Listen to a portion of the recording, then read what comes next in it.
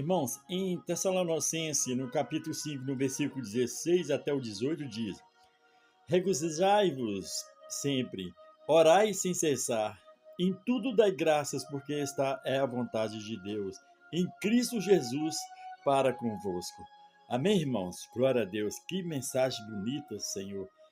Glorificado seja o nome do nosso Deus. Irmãos, Deus, nosso Pai, não deseja o mal para seus filhos. O desejo dele é que estejamos sempre alegres, que sejamos gratos por tudo que ele nos dá e que nunca deixemos de falar com ele, contando nossos desejos e preocupações.